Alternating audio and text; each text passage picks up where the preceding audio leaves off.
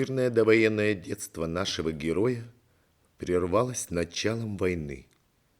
Вся техника и лошади были отправлены на фронт, и все хозяйственные и полевые работы легли на плечи детей, стариков и женщин. Одним из них был наш герой, ветеран труда, ударник коммунистического труда, житель деревни Зямбайгурт, пчеловод со стажем, Елышев Евгений Николаевич. Евгений Николаевич, где вы родились и с кем проживали?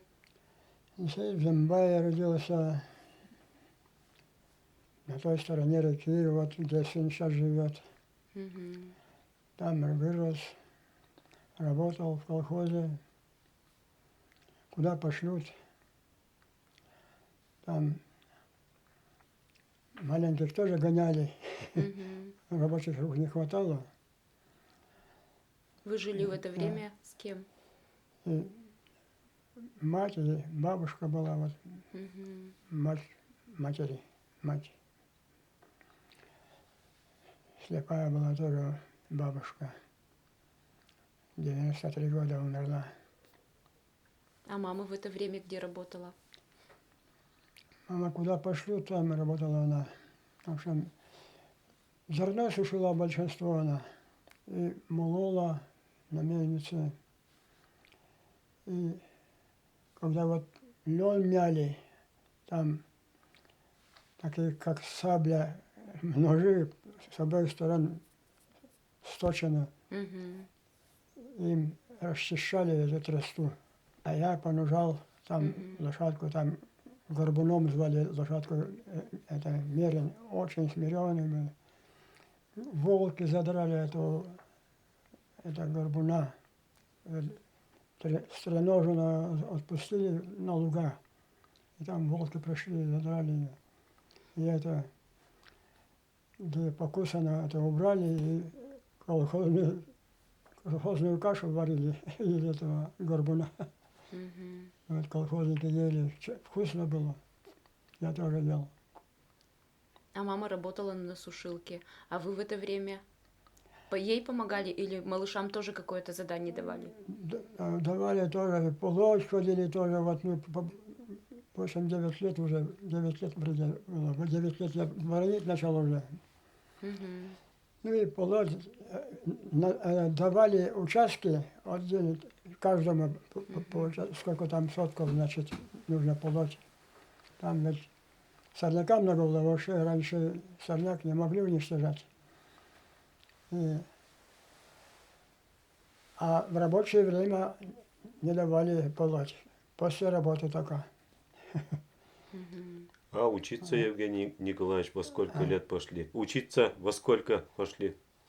Учиться это 8, пошел я, 8 лет.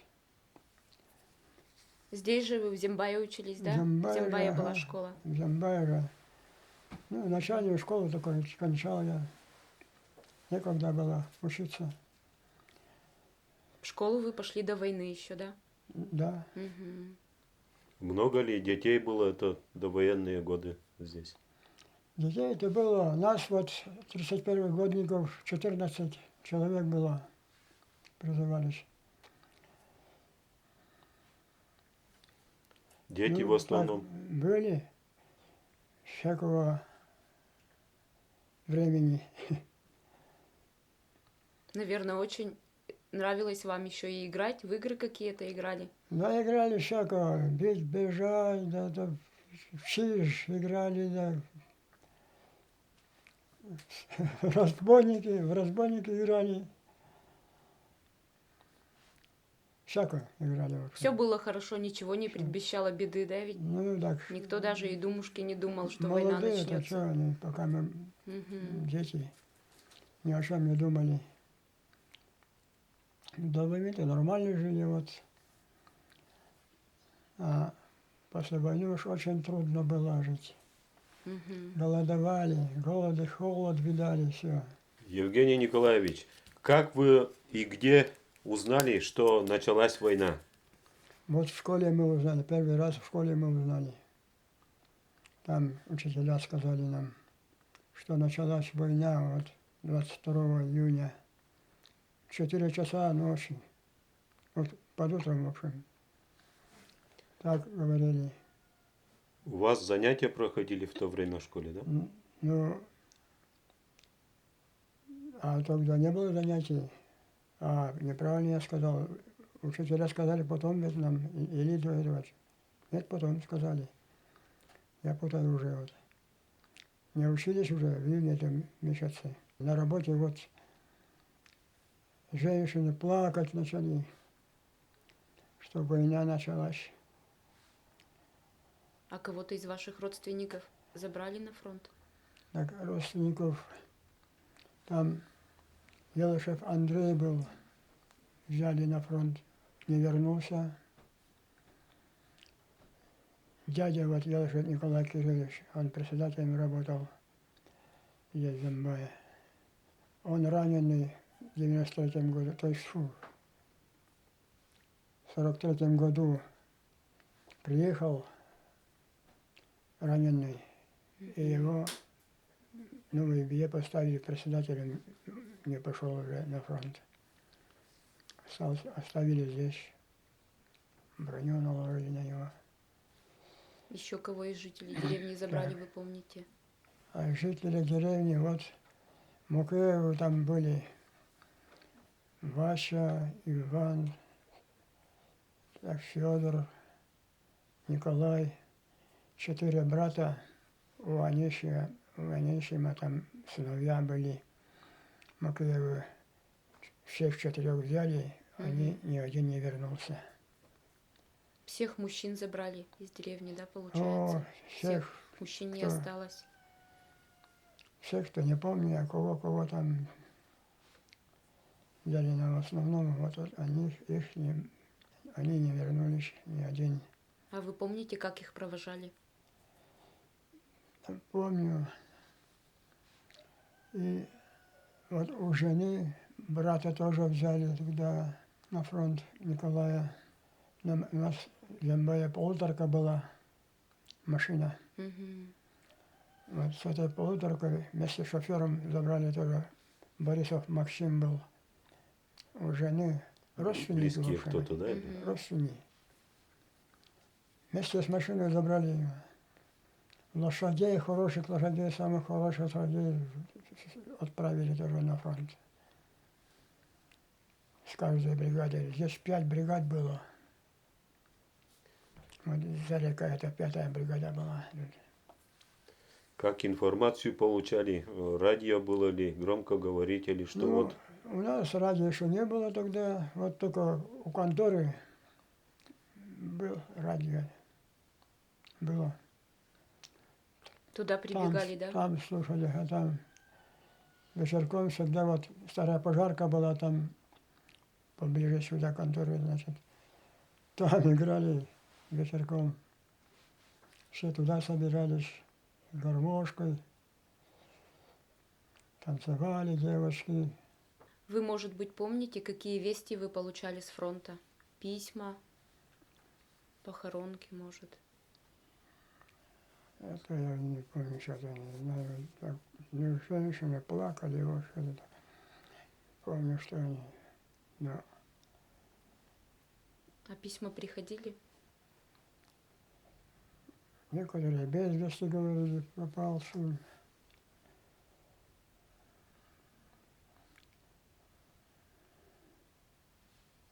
Не помню уже точно, у кого как было. Памяти не стало у меня вот последний год, вот, и этот год. В прошлом году еще все нормально вроде было. В то время вы учились в школе. Чем школа помогала фронту? Как? Вы в то время учились в школе? В это время учились в школе. Чем вот школа помогала фронту? Фронту не знаю, чем помогала школа. Там, Может быть, вы кисеты шили или что там, варежки вязали, что-то такое делали? ну, всем Что- колхозникам это давали задание такое. Вот, отправляли варежки тоже 2 пальцами передним пальцем и большим. В это, Писались лозунги. Все для фронта. Вот на складе, вот на воротах тоже написано было. И у конторы также на воротах. Вот все отправляли зерно. И остальные дали скот. Погибали уже коровы. Ложатся и стать уже не могут.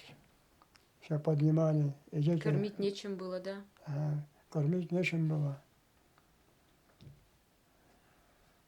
Все И зерно помогали отправляли на фронт. На веревках вот держали некоторых уже, где там взять молоко от таких коров. Кроме зерна, что еще отправляли на фронт? Вот даже посыпку недостаточно было вообще, чтобы покормить. Овцы пали тоже вот. Там крыши-то покрыты были соломой раньше, эти навесы-то были. Мгм. Вот этой соломой кормили овец. И они пали, ягнята, все. Из-за этого опять отвечали, кто кормит, значит, те отвечали. Они не виноваты там были. А вот наказывали. В одной корову увели. Мгм. Много пало, да, овец. А вы когда в школе учились, как колхозу помогали? Ну, колхозе заставляли помогать, ага. Это лен теребили, ходили, Мгм. турнеп туда-сюда, турнеп убирали, да. Вот, полоть ходили. Пощады не было тоже детям, Мгм. потому что рабочих рук не хватало. И картофель, наверное, Вот. собирали, и колоски, да? М. Да, колоски действительно, ага, после уборки Мгм. ходили собирать на поле. Это вы, получается, днем учились, а потом после Да, учебы да, еще ходили помогать? после учебы или по воскресеньям, по выходным. в игры играть в военные годы ребята находили, дети еще это время? Успевали ли играть еще? Играть-то, ну, по вечерам только выходили этот, второй пожаркой, там играли мы. Игры-то тоже у вас поменялись? А? Игры поменялись, наверное? Ну, поменялись, наверное, всякое играли. Военные игры начали, наверное, какие-то играть. Защищать родину. Вот разбойники играли, вот разбойники. Так, военные игры. Какие мы там военные игры играли? Ага, кидались, как будто воевали мы. Потом там у нас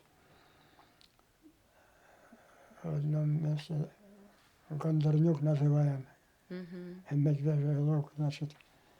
Там шишек собирали, вот насоберем на партии. Одни партии одну сторону, другие партии, значит, другую сторону. И кидались этим, что воюем, мол, Мгм. шишками друг друга кидали. Немцами, наверное, никто не хотел быть, да? Нет. Да. Кто победит, значит, Мгм. это помню. Раненые с фронта возвращались. Помните вы об этом? Кто? Раненые с фронта. Раненые. Вот дядя вернулся, вот другого, так, кто еще? Есть Яков Иванович был здесь тоже. Соловьев раненый. Рука у него раненая была, правая рука, палец, что ли. И Пантюхин Леонтий был тоже раненый. Одной рукой тоже работал. Бригадиром работал. Правая рука тоже ранена была. И Иван, как его, Рязанин Иван тоже ранен, также тоже рука была раненая, тоже бригадиром работал. Были раненые, тоже приходили. Они сюда не восстанавливаться возвращались, да, ведь они уже комиссовали их. Видимо, организовали. Они уже на фронт не у уезжали, них да? правая рука раненая, Мгм. комиссовали их. Мгм. Они стрелять уже не могли. А сколько классов вы учились в школе? Я 4, начальный класс только кончил. Потом, после школы, чем занимались? После школы я на курсах был. В Зимане открыли курсы для трактористов. Я тайком заявление подал. В 49 году это было.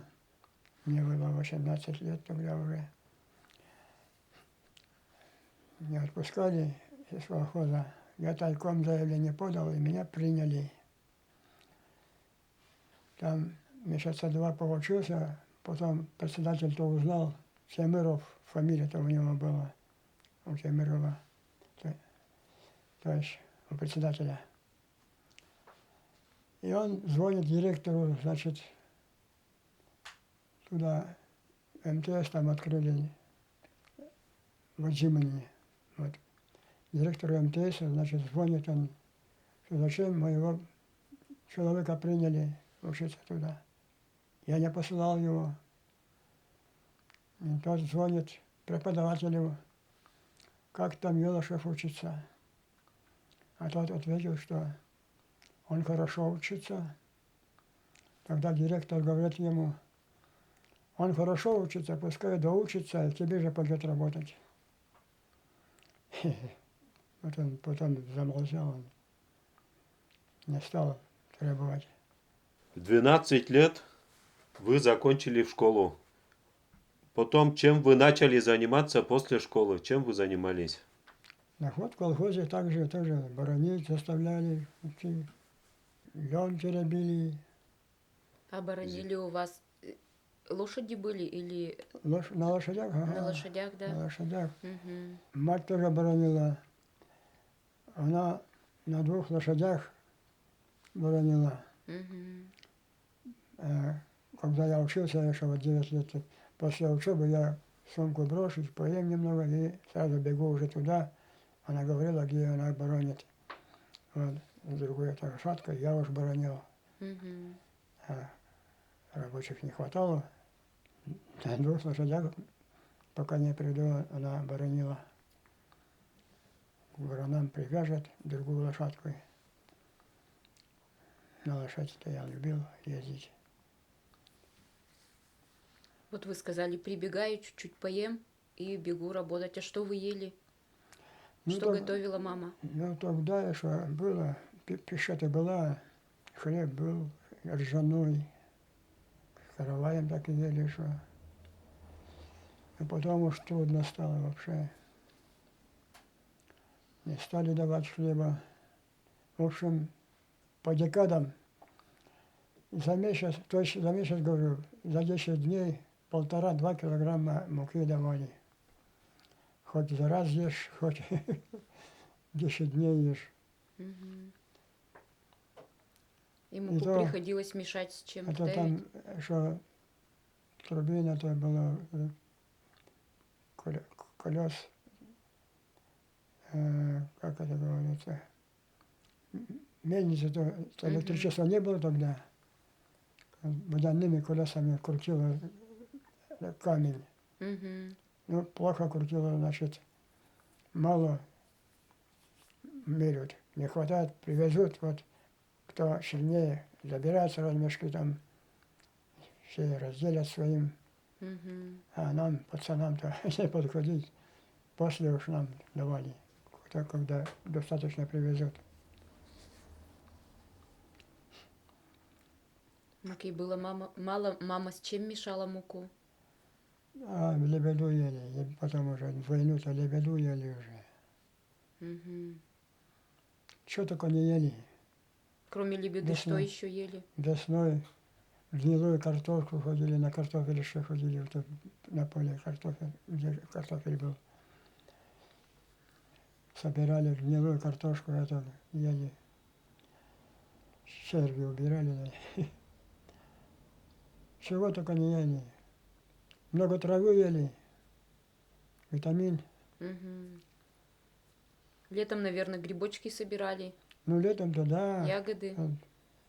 Летом-то чуть это вырастут овощи, ели уже, морковь, огурцы, да то, да сюда.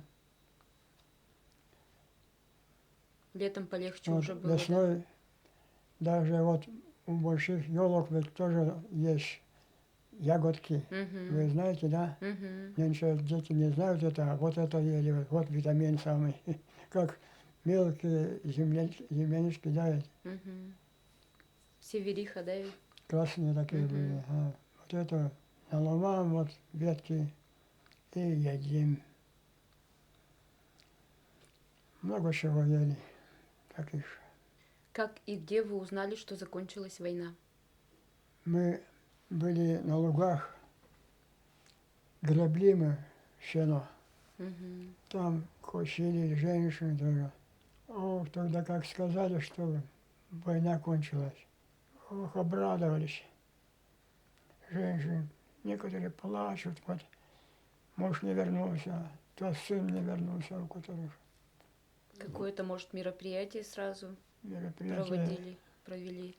Это, когда вот полевые работы закончат, тогда вот только делали вот, ага, один день давали, угощали, кашу варили колхозную.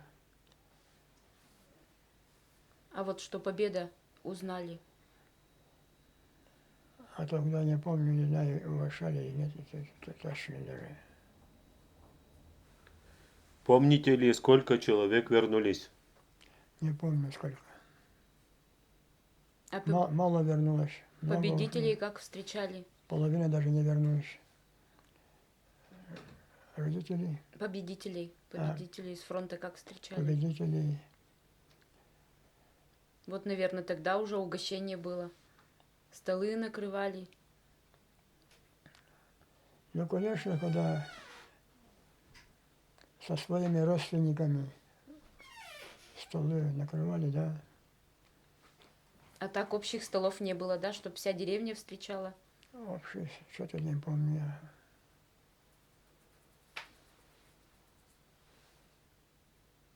А когда с фронта Они возвращались по разное время они вернулись. в разное некоторые. время, да. Ага. А в гости не звали, чтобы всех угостить, что с фронта вернулся?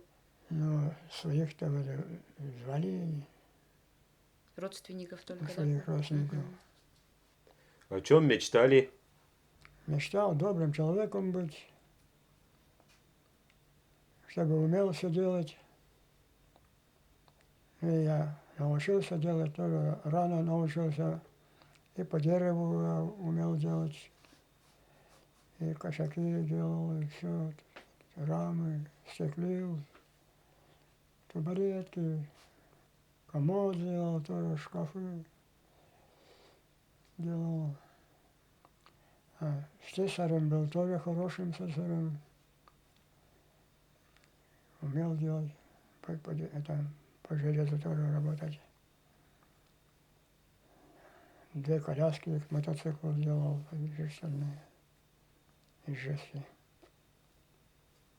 Вы нам еще по секрету сказали, что у вас мечта была научить этому всему, да, ведь Да, ну, детей? мечтал, чтобы у нас пчелы были еще. О, Я завидовал, у кого пчелы есть.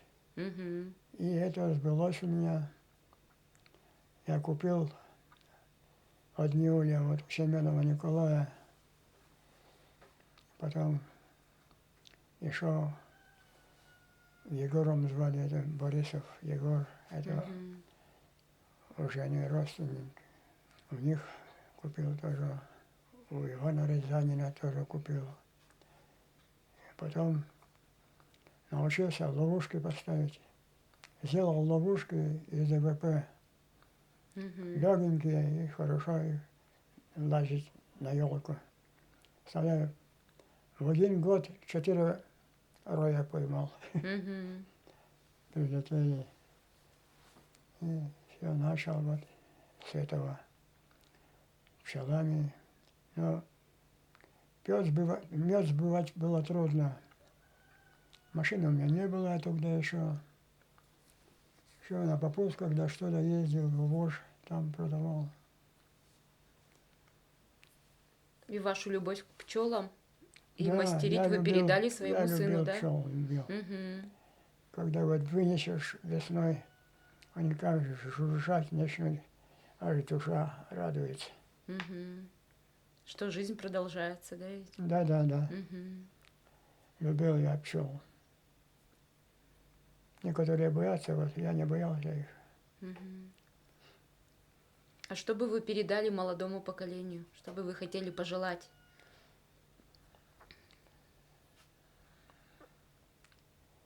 Желаю вот тоже, чтобы занимались пчелами. Чтобы у каждого было любимое дело, да? Любимое дело, Мгм. чтобы по столярному делу тоже научились. Интересная эта работа тоже, это столярное дело. Мгм.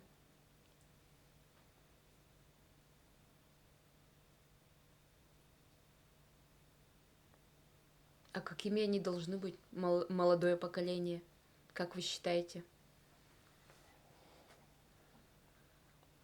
Может, что-то бы вы в них Но поменяли сейчас? они, чтобы были грамотными, главное, умели все делать. Чтобы учились, да? Чтобы старались они Мгм. научиться всему, что можно человеческими руками делать.